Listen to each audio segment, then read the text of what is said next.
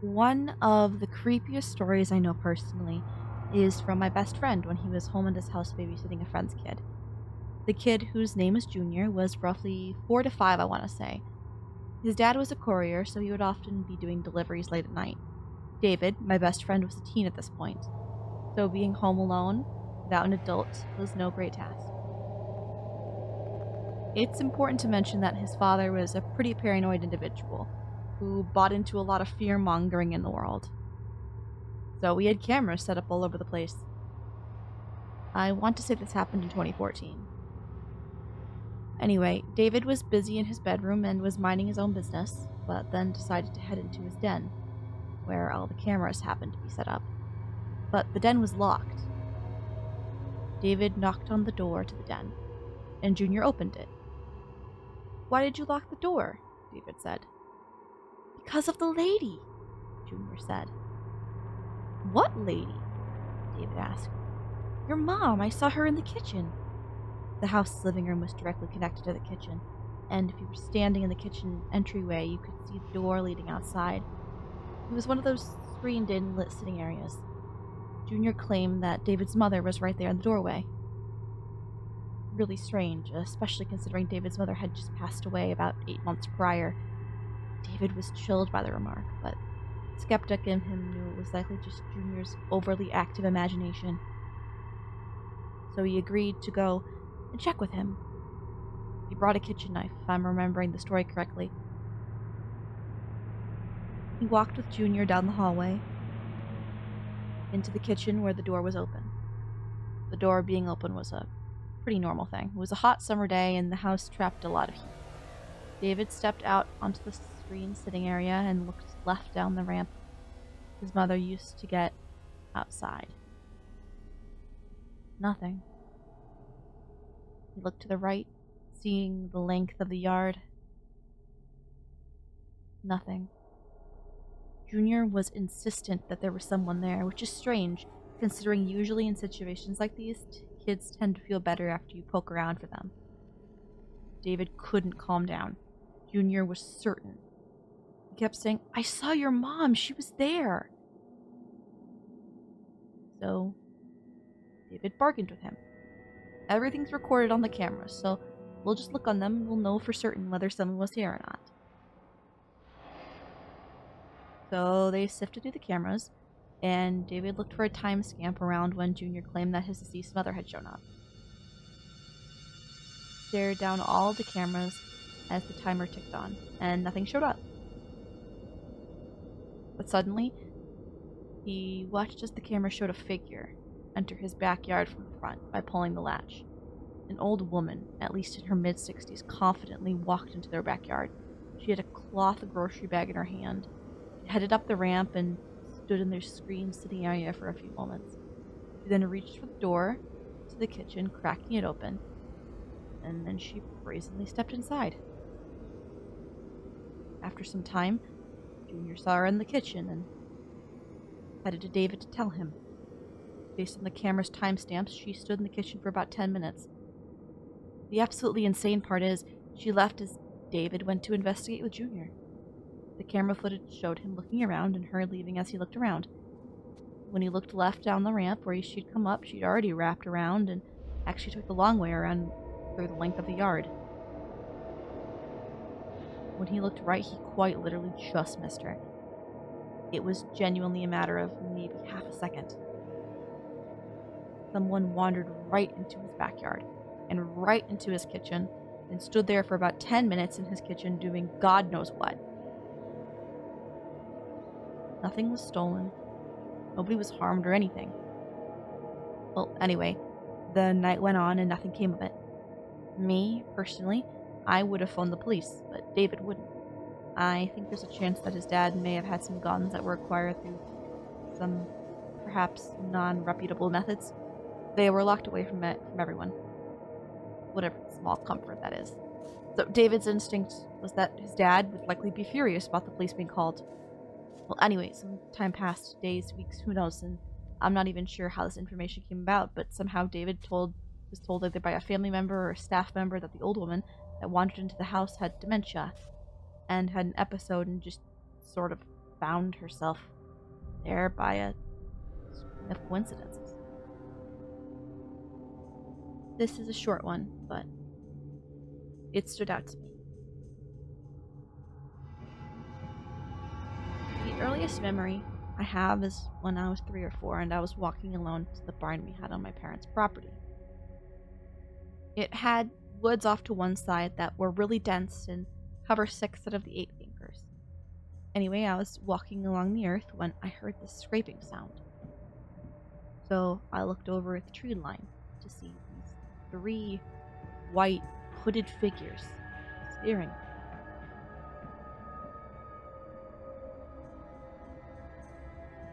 Through these, golden masks, and one of them beckoned to me.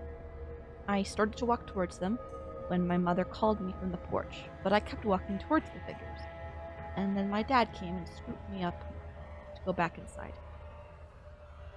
I looked back and they were gone. A few weeks later, a little girl went missing and was never seen again.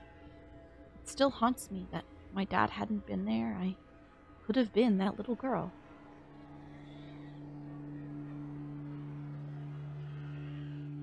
I only assume it's a cult because who dresses like that?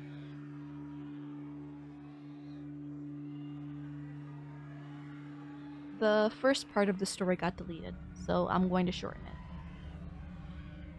Basically, a summer camp me and my friend started to attend in 2019 does surveys every summer, based on topics we'll be discussing, so we get better public speaking and a more generalized opinion from others in the area.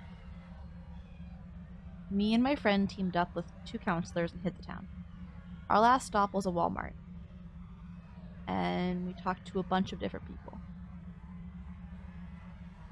Most memorable was the second to last, an older man that asked for our names and all about us after he finished answering our questions. At the time, we were both 13, with hardly any concept of stranger danger, so we gladly answered things about ourselves.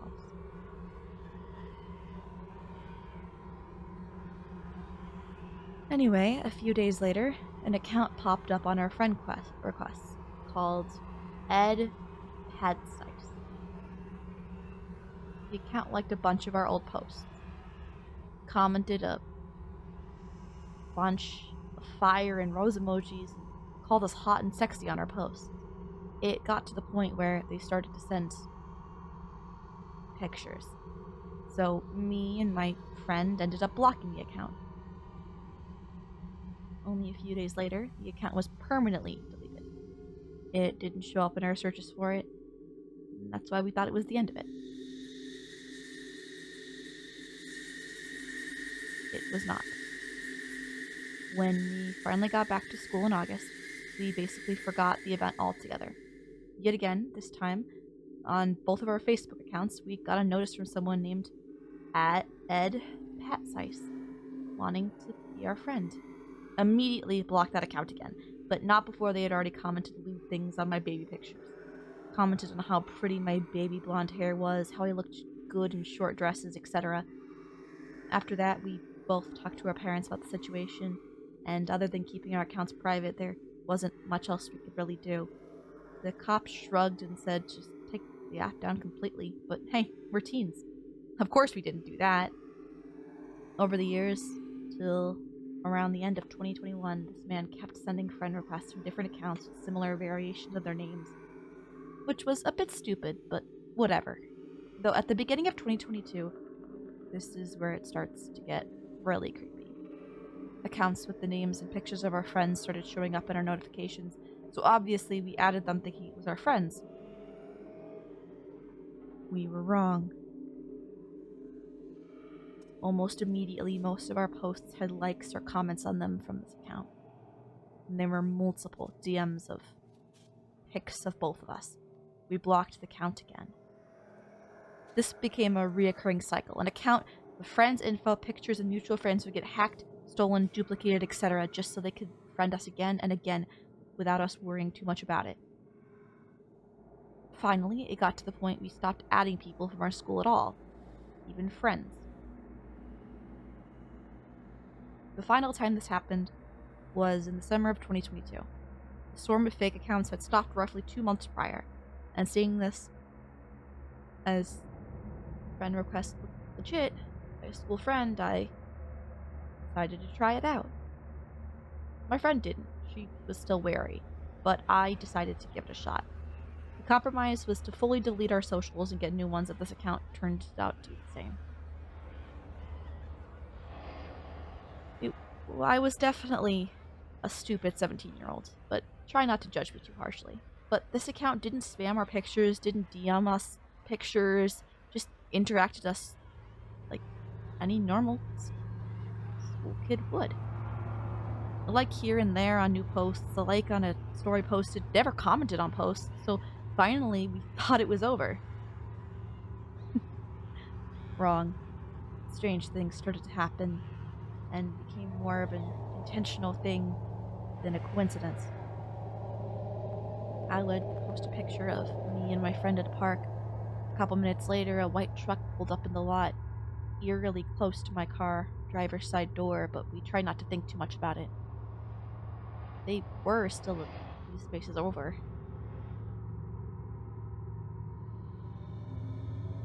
Me and my friend were at the swings.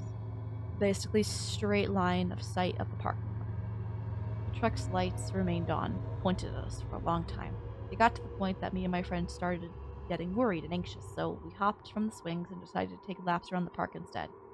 The car was far too close to mine for us to be comfortable chancing getting to it in time.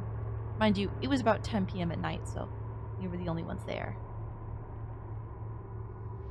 We waited and roamed the park for nearly an hour before the truck finally drove away.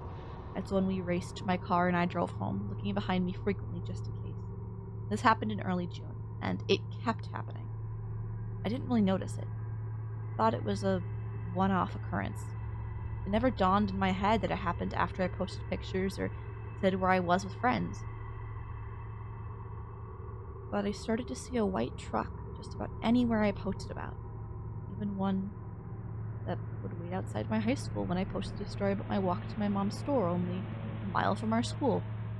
Again, young and dumb, I didn't think the worst of it. I thought it was a parent waiting for a kid. Plus, there is a bunch of people that own all kinds of variations of white trucks in my town, so I never put much worrying into seeing them all the time. My friend never mentioned any white truck, and if we were together, we rarely saw any of them. But I started to get nervous. Well, after one time, I was walking to my mom's store. I decided to take a glance at the driver of the truck that sat near the car every day after school.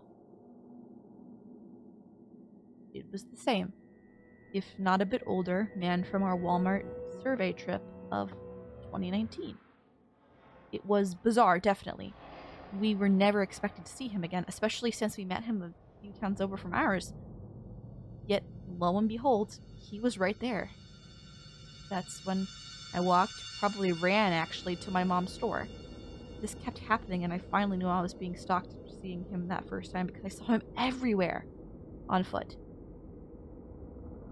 Anyway, this post is getting long, so I'll fast forward to the last bit that happened on the last day of our shared summer camp in late July 2023. At this point, I was still 17, and I was older than most of the new campers. I might as well have been considered a staff member. I drove kids to the camp and home every night. And they paid me for gas money, so I was cool doing it. It didn't bother me since they were in the same town as me, and there were others farther away than the counselors typically drove home.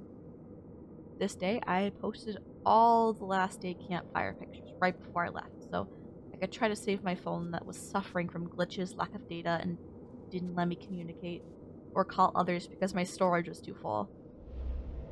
So I photo dumped a bunch of stuff, but it didn't fix the problem.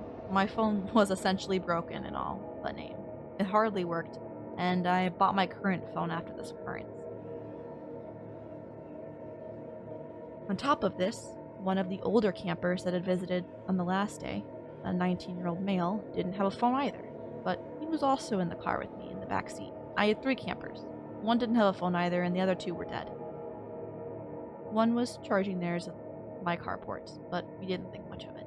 Just turned on the radio full blast and gunned it back home. As I pulled off the back road of our camp, up to the intersection, the light turned green and we went forwards.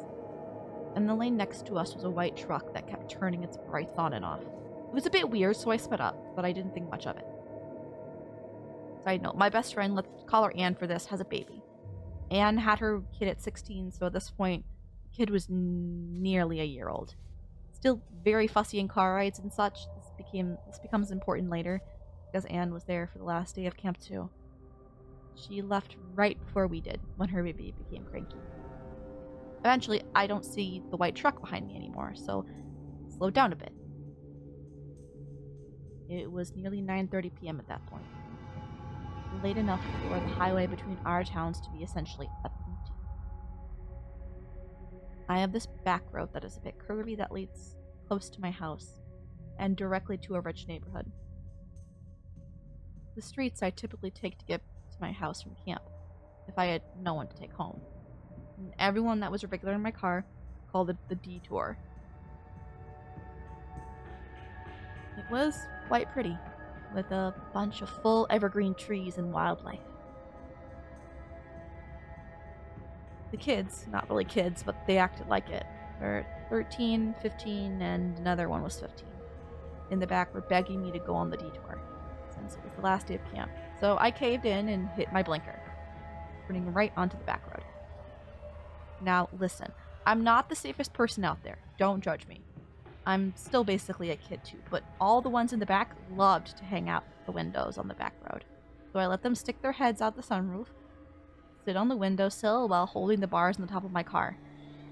I went slow, under 10 miles per hour, just so they could do it, and not worry about them getting hurt. I mean, there was no one on the back roads. Cops never camped out on the streets, and I was going under the speed limit by like 20, so there wasn't really any harm in letting them stick out the windows. Eventually, I let them bully me into taking them around the rich neighborhood so they could spend more time together. They had cool water fountains and covered bridges on their streets. Apparently, one of the covered bridges caved in, so we had to go around on the super narrow street next to a large drainage ditch, at least 15 to 20 feet deep. As we are going around it, a car comes up behind us. I assumed it was one of the people who lived in the neighborhood, so I was going to speed up and let them get to their house. Finally, we came to a four-way of the rich people street. Straight forward was a dead end, which is what I originally was going to do. To the left was the broken covered bridge, and to the right was a background, and that would take us back to the beginning of the street.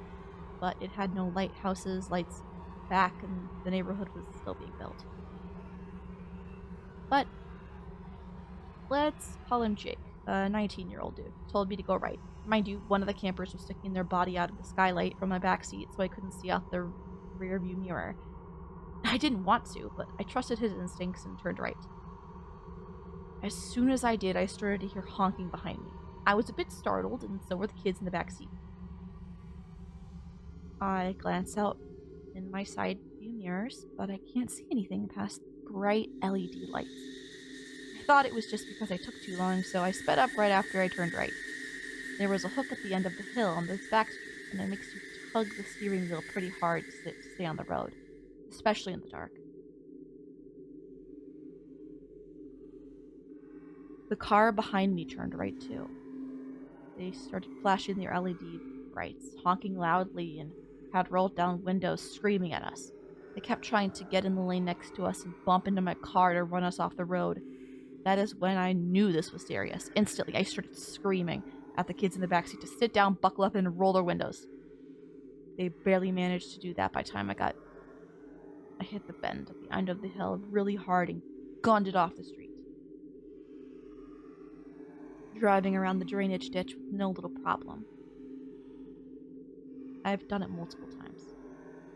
There was no phone in the car to call anyone, least of all the police, so I just ended up speeding down the back streets as the car chased me, trying to run me off the road multiple times.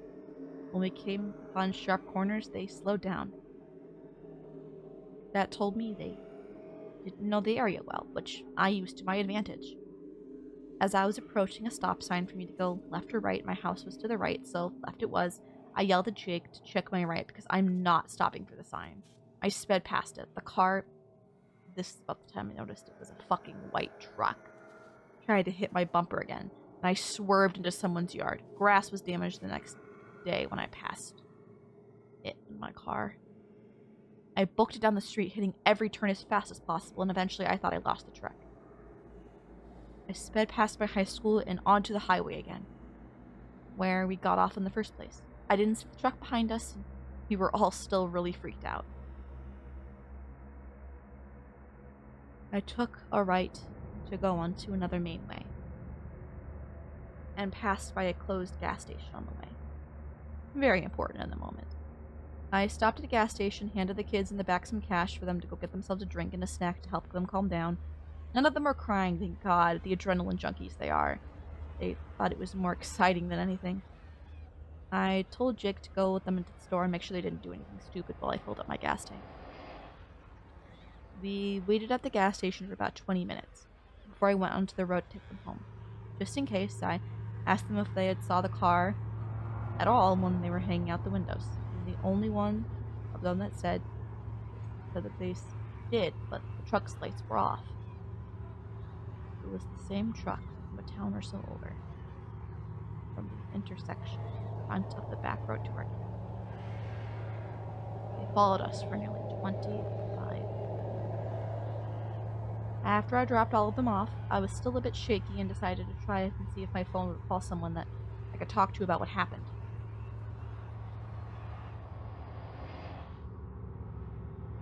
The only contact that would load was Anne, since she was the last person I had called onto our phone.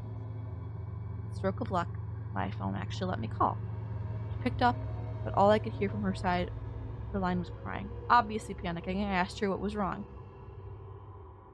And lo and behold, she shares a story eerily similar to what just happened to me. Apparently Anne's baby started crying so loud she could barely focus on the road, so she pulled into the closed gas station I mentioned earlier, right outside her high school I sped past. She was giving her kid her bottle when a white truck pulled into the lot. Immediately she was wary because it was closed, and she was right. Less than 30 seconds later, the truck parked horizontally in front of Anne's car to block her in. She immediately started the car again, locked her doors, and pulled off over the grass curb, blocking her from the street. She was not chancing her baby at all. Anne told me the only thing she remembered was the man that we saw years ago in that Walmart. His eyes staring at her like she was a piece of meat for him to have. She raced home, the truck caught up to her. She turned on her back road, running out of gas, and the truck started to flash lights. Honk, run her off the road the entire time. But a couple of streets before her, the little red car pulled out in front of her and started to brake check her as the white truck tried to hit her from behind. It was a mess.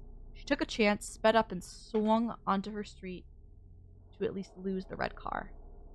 The truck booked it after her. Apparently, both of her older brothers were waiting outside for her with some of their friends to help her bring stuff in for her baby.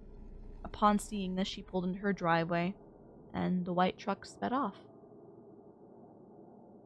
If her brothers weren't outside, that would have been a different story. But anyway, long story short, the truck that follows me all the way back had an accomplice in a red car that followed my friend Anne. When they couldn't catch me, they went for her. Both me and Jake suspected that, because I didn't go into the dead end where the man could cut me off. Probably why it suddenly got violent so quickly. I never mentioned what happened after this, but the man in the white truck and the other in the little red car were found a town over, and there was footage of them attempting to kidnap a 7-year-old off of a porch and being attacked by their dog. Along with this, we found out there had been several sightings of a white truck around our town following others doing similar things, days after it happened to us, following cars that had similar descriptions to my friend's cars and I. Our reports were officially filed after we saw the information of the car on Facebook. along with the identity of the man that had stalked us for years. It took years to get rid of them. But now we don't have to worry about the men anymore.